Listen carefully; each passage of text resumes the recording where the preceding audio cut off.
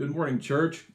So glad you could be with us this morning to worship all together. It's so nice for us to be able to do this in a virtual mode at least. And I know we're all really looking forward to the day we can do this face to face, of course. But for the moment, it's just so nice to have you all together and we can worship together there this morning. I want to say, first of all, thank you, Ed Bylon, for doing the communion thoughts this morning.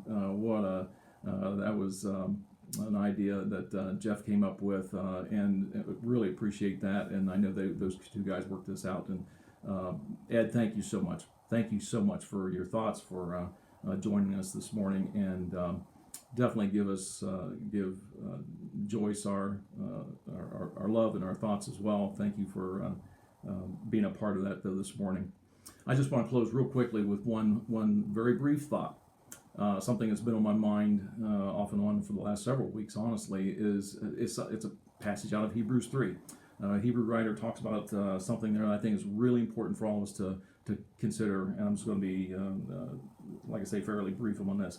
But Hebrews 3, verse 12 says this: "See to it, brothers, that none of you have a sinful, unbelieving heart that turns away from the living God, but encourage one another daily, as long as it's called today, so that none of you may be hardened by sin's deceitfulness." There's a lot of things we could look at on this passage. The only thing I want to really talk about, though, really is actually in verse 13, where he says, "But encourage one another daily, as long as it's called today."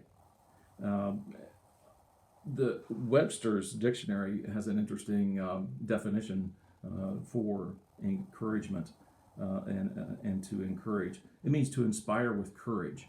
Of course, you can hear that right there in the word. But to inspire with courage. So how do we do that?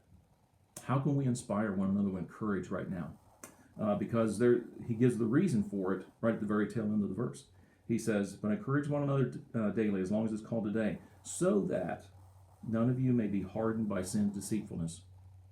And it isn't easy to get in our own heads a little bit during times like this, when times get a little difficult or very difficult.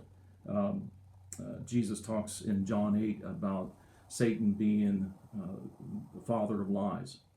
In John 12, or not John 12, but in Revelation 12, the Apostle John talks about Satan as being the accuser.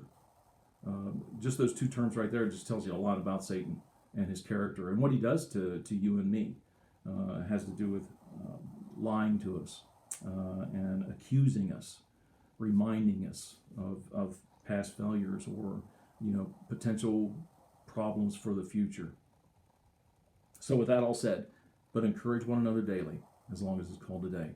So my encouragement to you, or my challenge to you, is who can you encourage this week? Think about that.